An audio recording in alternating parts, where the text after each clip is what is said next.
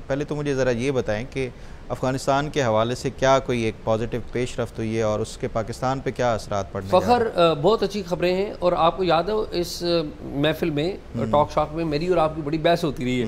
याद है कि जब पाकिस्तान ने हमने अटैक कर दिया था अफ़गानिस्तान में और मैंने उसकी भरपूर मुखालफत की थी कि ये गलत बात की है। अच्छा आप देखें, जब आपने जो जिसे कहते हैं ना कि डंडा इस्तेमाल किया तो नतीजा ये था कि उधर से भी गर्म हवाएं हैं, उधर से भी रिएक्शन आया।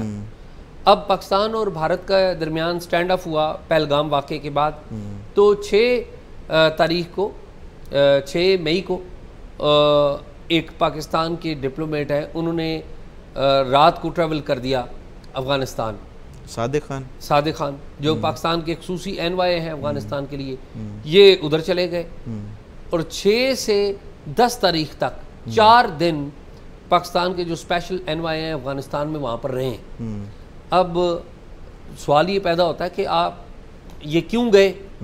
असल बात ये थी कि पाकिस्तान की तरफ से डिप्लोमेसी के एतबार से अफ़गानिस्तान को एक मैसेज देना था कि हम आपके साथ जंग नहीं चाहते और हम चाहते हैं कि चीज़ें अमन के साथ आगे बढ़ें, हम बातचीत के ज़रिए आगे बढ़ें। अब होता ये है फ़खर के प्रैक्टिकल अल्फाज में भी कि पाकिस्तान और भारत के दरमियान जो स्टैंड ऑफ हुआ उसमें खुदा ने पाकिस्तान की इज़्ज़त रखी, ठीक है, और पूरी दुनिया ने भी पाकिस्तान की एक एक्नॉलेजमेंट आई।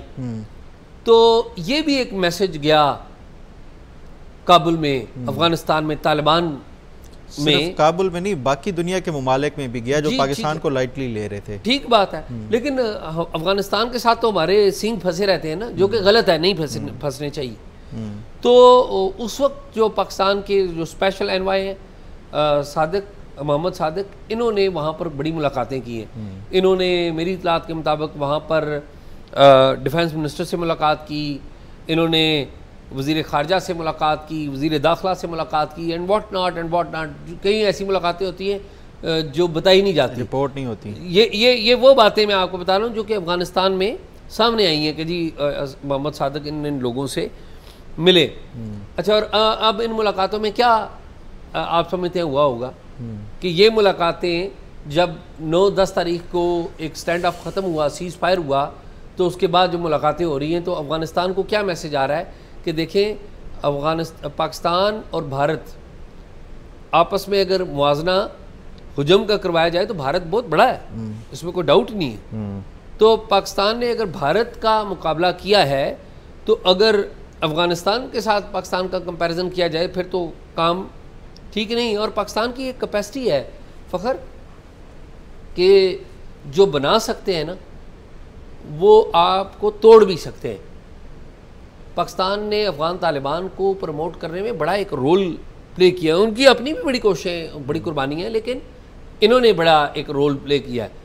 और इस बात के हम पे बड़े इल्ज़ामात हैं बिल्कुल कि ये कोई अच्छा काम हमने नहीं किया कि हमने गन वालों को सपोर्ट किया। इंटरनेशनली दुनिया हमें यही कहती है। पाकिस्तान वाहिद मुल्क था जिसने तालिबान के टेक ओवर के बाद सबसे पहले एम्बेसी हैंड ओवर की थी इनकी।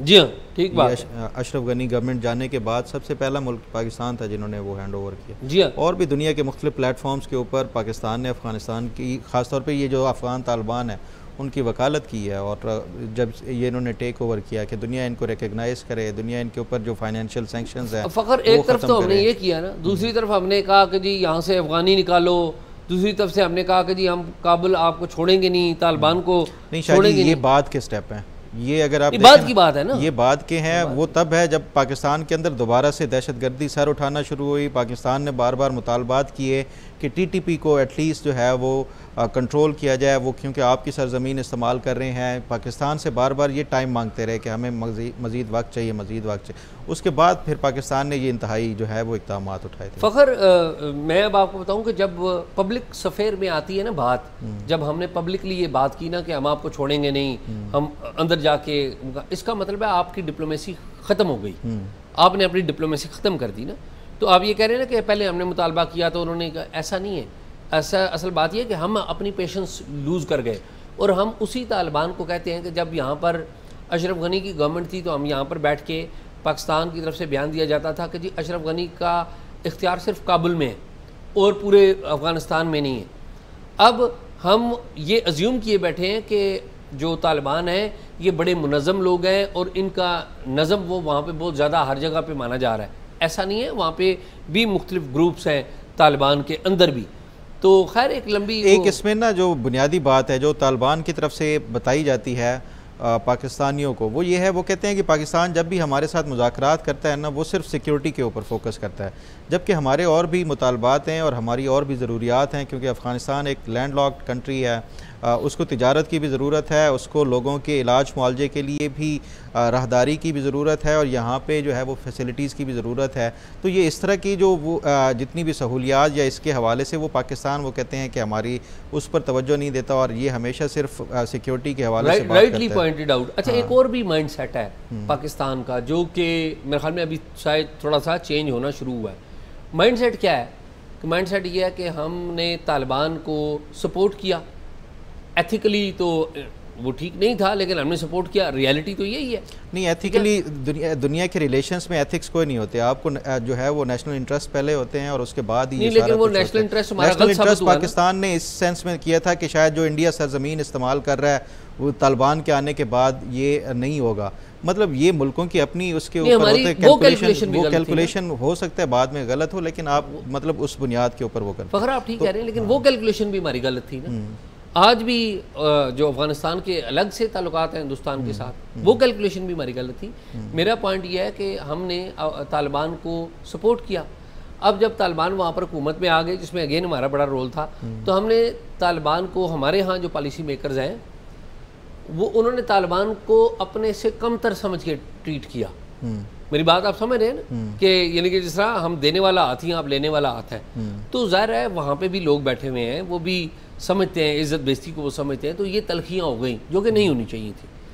फिर हमने उधर जाके अटैक किए, वो भी नहीं करने चाहिए थे।